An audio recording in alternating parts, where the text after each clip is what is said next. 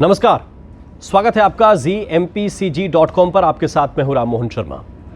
मध्य प्रदेश में उपचुनाव जैसे जैसे आगे बढ़ रहा है, रफ्तार पकड़ रहा है, वैसे वैसे हमले एक दूसरी पार्टियों पर तीखे होते जा रहे हैं और कांग्रेस पार्टी अपने कभी चहेते रहे ज्योतिरादित्य सिंधिया पर इन दिनों हमलावर है। उन पर गद्दारी के इल्ज़ाम लगाए जा रहे हैं, लेकिन अब जो हमले हैं वो थोड़े से व्यक्तिगत होते जा रहे हैं। और कांग्रेस पार्टी ने जो अब प्रेस कॉन्फ्रेंस की है उसके ज़रिए ये कहा गया है कि ज्योतिरादित्य सिंधिया ने अपने प्रभाव में सरकारी ज़मीन हड़पी है। ये इल्ज़ाम कांग्रेस पार्टी ने लगाया। प्रेस कॉन्फ्रेंस की प्रदेश कांग्रेस के उपाध्यक्ष मुरारीलाल दुबे ने, उनके साथ मीडिया विभाग के प्रमुख के मिश्रा थे। उन्होंने प्रेस कॉन्फ्रेंस करते हुए ये बताया कि ग्वालियर की तकरीबन 8 बीघा 2 बिस्वा ज़मीन, जिसकी कीमत 360 करोड़ रुपए है, वो ज़मीन कांग्रेस पार्टी के पुराने नेता, जो अब बीजेपी के नेता हो गए हैं, ज्योतिरादित्य सिंधिया, उन्होंने अपने दबाव में सरकारी से उसको अपने नाम चढ़वा लिया, अपने ट्रस्ट के नाम चढ़वा लिया। ट्रस्ट कौन है? देवस्थानम ट्रस्ट। ये वही ट्रस्ट है जिसको लेकर कई जगह पर, कई जमीनों को लेकर विवाद है। 360 करोड़ रुपए के हुए इस भूमि घोटाले का सीधा संबंध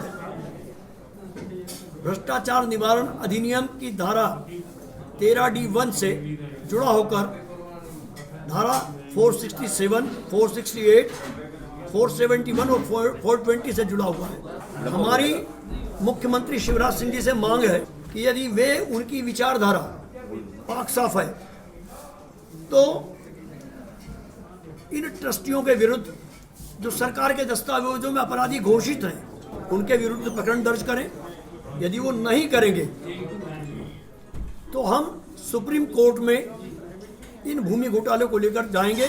कांग्रेस पार्टी के जरिए यह कहा गया है कि यह जमीन सूची नंबर 1 में दर्ज नहीं है।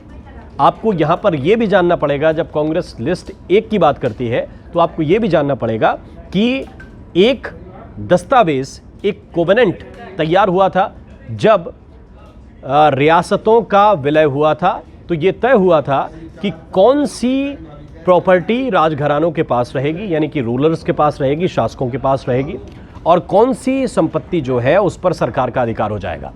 तो जब ये कोवेनेंट तैयार हुआ तब लिस्ट वाइज चीज़ें रखी गई। लिस्ट 1 उन चीज़ों की थी, उन संपत्तियों की थी जो रूलर के पास रहेंगी, यानी कि राजघराने के पास रहेंगी। तो कांग्रेस का तर्क ये है कि ये प्रॉपर्टी जिसका वो जिक्र कर रहे हैं, जिसकी लंबाई चौड़ाई 8 बीघा 2 बिस्वा है, जगह कहाँ है?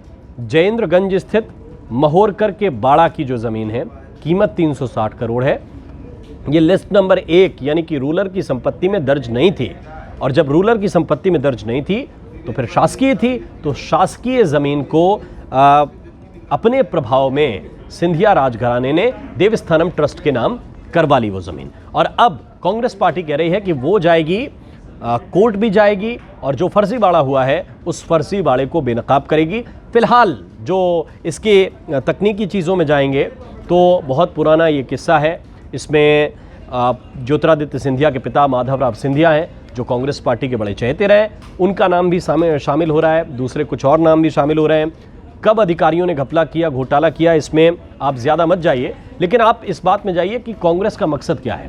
कांग्रेस इस वक्त ज्योतिरादित्य सिंधिया को ये कहते हुए एक्सपोज करना चाहती है कि इन्होंने ज़मीनों की बंदरबांट की है, इन्होंने सरकारी ज़मीनों पर कब्जा किया है अपने रसूख का इस्तेमाल करते हुए। और इसके आधार पर उपचुनाव में, ख़ास तौर से ग्वालियर चंबल अंचल में जो 16 सीटें हैं, वहाँ पर कांग्रेस पार्टी का असर बढ़े, ज्योतिरादित्य सिंधिया का असर कम हो। क्योंकि अब तक अगर कांग्रेस का वहाँ पे असर गिना जाता था तो ज्योतिरादित्य सिंधिया का प्रभाव उसमें कांग्रेस से ज़्यादा माना जाता था। और अब कांग्रेस पार्टी इसी आधार पर इस चुनाव में आगे बढ़ना चाहती है। बीजेपी का इस पर क्या पलटवार है? बीजेपी के नेताओं ने कहा है कि कई जगह पर ऐसे कब्जे हुए हैं। नाम लिया उन्होंने सज्जन सिंह वर्मा का, और कहा कि सज्जन सिंह वर्मा ने भी इंदौर में कई जगह पर अवैध कब्जे किए हैं, उनके बारे में कांग्रेस पार्टी क्यों नहीं बोलती है। तो उपचुनाव जब तक सरगर्म रहेंगे, इस तरह के इल्ज़ाम सामने आते रहेंगे। अभी सिंधिया पर एक इल्ज़ाम सामने आया है, कई और इल्ज़ाम भी सामने आएंगे। वैसे अगर आप ग्वालियर के वकीलों से बात करेंगे, ग्वालियर के ऐसे लोगों से बात करेंगे जो ज़मीन को समझते हैं, कानून को समझते हैं, तो कई सवाल सिंधिया परिवार पर उठते हैं और उनको कानूनन तरीके से ही कोर्ट में चैलेंज किया जा सकता है। लेकिन हाँ, राजनीति में कभी भी इस तरीके के मुद्दे उठाए जाते रहे हैं और आगे भी उठाए जाते रहेंगे।